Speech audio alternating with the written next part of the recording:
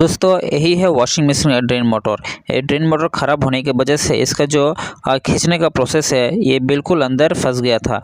तो अभी मैंने इस ड्रेन पंप मोटर को मैंने रिपेयर किया है। रिपेयर करने के बाद आप देख सकते हैं ये जो सिस्टम है, जो इसका तार होती है, जो वायर, ये वायर काफ़ी बाहर की तरफ आ गया है। तो अभी मैं इससे जो इसका क्लच होती है, जो इसका वाटर लेवल सील होती है, इस जगह मैं सेटअप करूँगा। सेटअप करने से ये जब वॉशिंग मशीन चलेगी, जब स्पिन होगी तो आसानी से ये जो ड्रेन मोटर है इस क्लच को खींच लेगा और वाटर सील वाल्व को ये ओपन करेगा, क्लोज करेगा। तो आसानी से इसमें पानी भी रुकेगा ड्रम के अंदर और पानी भी ड्रेन आउट होगा और स्पिन में होगा। तो आप देख सकते हैं मैंने अभी आसानी से इसे रिपेयर कर लिया है। रिपेयर करने के बाद अभी इस वॉशिंग मशीन को चला रहा हूँ और आप देख सकते हैं दोस्तों, ये इसके अंदर पानी आ रहा है, ड्रम के अंदर पानी आ रहा है और ड्रम के अंदर पानी भी रुक रहा है। जो पहले जो पानी ड्रम के अंदर आ रहा था, एक तरफ से पानी ड्रेन आउट होता जा रहा था, अभी ये सिस्टम बिल्कुल नहीं है। तो आप देख सकते हैं जो ये पाइप है, पाइप मैंने आप लोगों को दिखाने के लिए ये फ्लोर पे ही छोड़ दिया है और आप देख सकते हैं एक तरफ से पानी आ रहा है ड्रम में और जो ड्रेन पाइप है, ड्रेन पाइप फ्लोर में मैंने रख दिया है आपको दिखाने के लिए। तो आप देख सकते हैं ये पानी अभी एक एक करके धीरे धीरे करके ड्रम में भरता जा रहा है और एक टाइम में मशीन ये चलना शुरू हो जाएगा। तो दोस्तों, अगर आपकी वॉशिंग मशीन में ये ड्रेन मोटर ख़राब हो जाता है, आप उसे रिपेयर भी कर सकते हैं अगर होता है तो। अगर नहीं होता है तो आप उसे रिप्लेस भी करके आप इस प्रॉब्लम को आप ठीक कर सकते हैं। तो दोस्तों देख सकते हैं जो ड्रम के अंदर लगातार पानी आ रहा था, पानी ड्रेन आउट होता जा रहा था, पर ड्रम नहीं घूम रहा था, ड्रम वॉश नहीं होता था कपड़ा। तो अभी बिल्कुल उस जो प्रॉब्लम था, उस प्रॉब्लम को मैंने ये ठीक कर लिया है। ये काफ़ी प्रॉब्लम आ रही होती है टॉप लोड वॉशिंग मशीन में, इस वजह से आपको काफ़ी तकलीफ़ें उठाना पड़ता है। तो दोस्तों ये जो प्रॉब्लम है, ये प्रॉब्लम मैंने आसानी से सॉल्व कर लिया है, ठीक कर लिया है।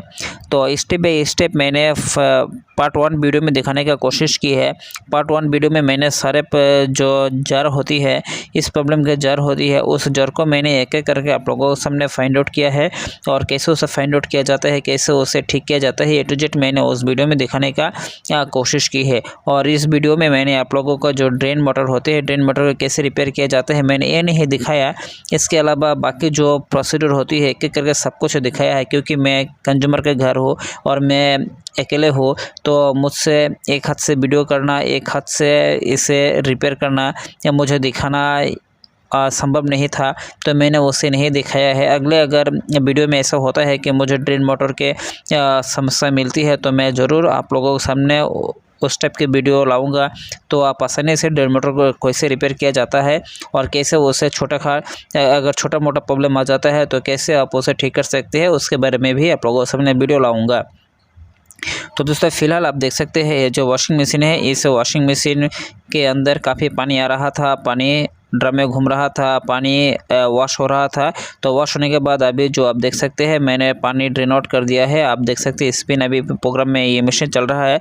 तो मैं आप लोगों के सामने यही चेक करके दिखा रहा हूँ, जो ड्रम में जो पानी आया था, पानी रुक गया था और रुकने की वजह से जो वाटर प्रेशर लेवल सेंसर है, इसमें वाटर लेवल सेंसर ये सेंस किया है और ये वॉशिंग मशीन आसानी से ये ड्रम रोटेट किया है, ये ड्रम वॉश पोजीशन में चला गया है। और आप देख सकते हैं अभी ये 9 मिनट में आ गया है और आसानी से आप देख सकते हैं कि ऑटोमेटिकली जो ड्रेन पंप होती है, जो ड्रेन मोटर होती है, ड्रेन मोटर आसानी से जो गियर बॉक्स होती है, गियर बॉक्स के क्लच को ये खींच लिया है और ये वॉशिंग मशीन अभी स्पिन में चल गया है। तो दोस्तों स्टेप बाय स्टेप सारे जानकारी आप लोगों को मैंने दिखाने का कोशिश की है इस वीडियो के अंदर। तो अगर इस वीडियो के बारे में कोई भी राव, कोई भी सुझाव आप मुझे देना चाहते हैं नीचे, तो मेरे कमेंट बॉक्स में आप दीजिए। और वीडियो को अच्छा लगा है तो ज़रूर लाइक, कमेंट और सब्सक्राइब करना बिल्कुल भी ना भूलें।